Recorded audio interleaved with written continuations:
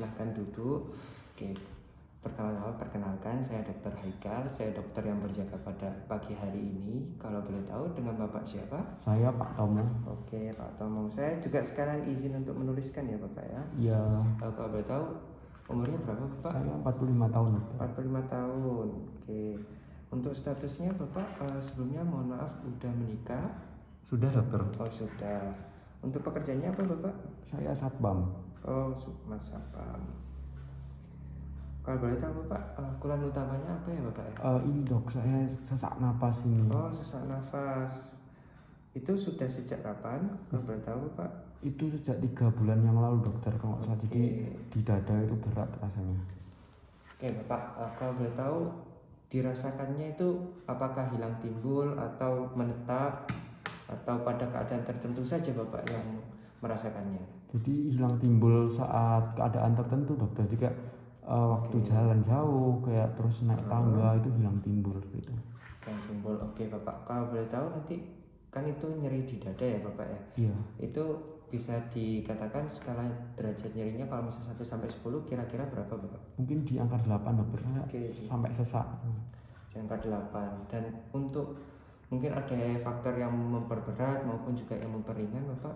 Ya mungkin saat saya kerja itu kan ya agak jalan-jalan juga.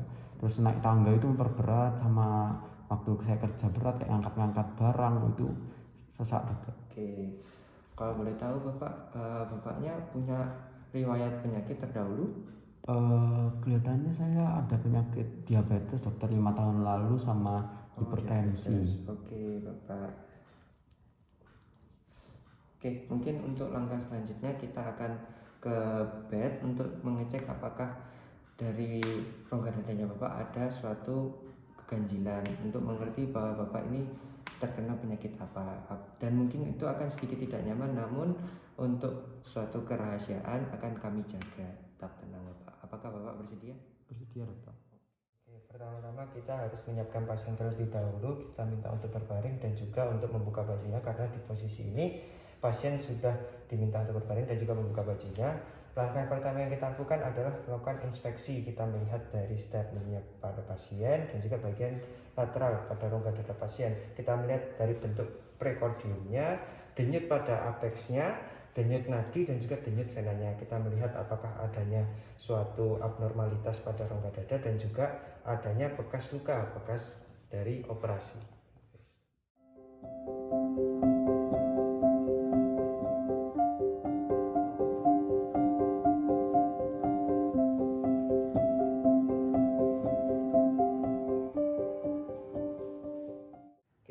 Untuk langkah selanjutnya adalah melakukan perkusi pada rongga dada pasien. Kita tentukan batas bagian kiri, nah itu bagian ruang ICS 5 di bagian midclavicular bagian lateral ke arah medial.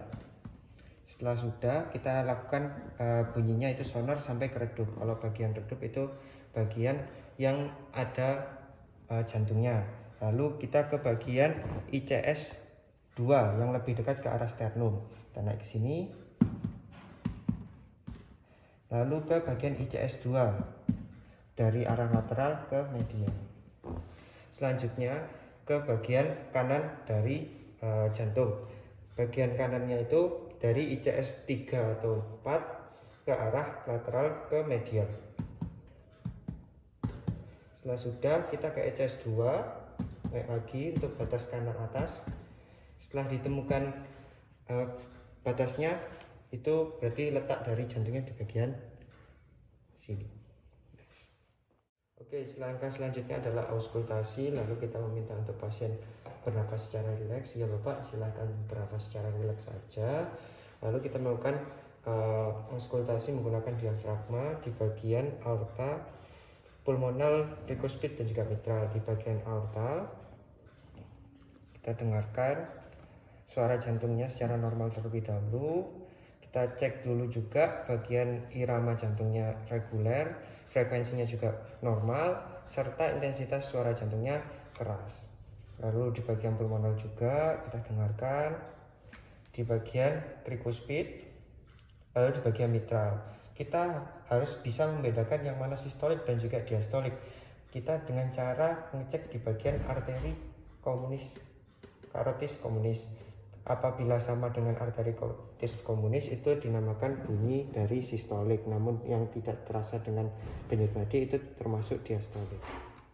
Setelah kita melakukan perbedaan yang mana sistolik dan diastolik, kita cek apakah ada suara tambahan berupa trill ataupun murmur. Kita cek di bunyi jantung 1, di bagian katup mitral dan juga bagian katup tricuspid apakah ada suara tambahan, dan juga di bagian pulmonar dan aorta di bunyi jantung 2 maupun.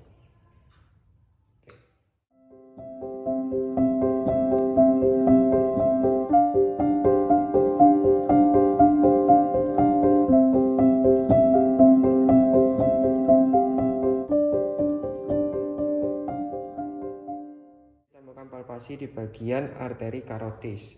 Kita cek di bagian otot sternocleidomastoideus, kita tekan di bagian dalamnya, lalu kita cek di bagian sedikit keluar untuk mengecek dari vena jugularis.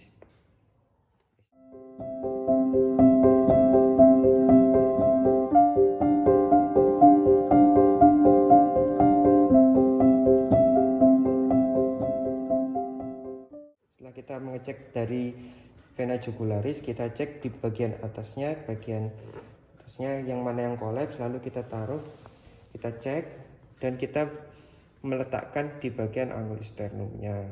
Kita cek di sini, kita tegak luruskan. Nah, apabila dia menunjukkan di angka 2-3 cm termasuk normal, namun apabila di atasnya itu termasuk abnormal. Selanjutnya kita melakukan capillary refill time, kita tekan lalu biarkan kembali seperti semula, itu sekitar 1-2 detik.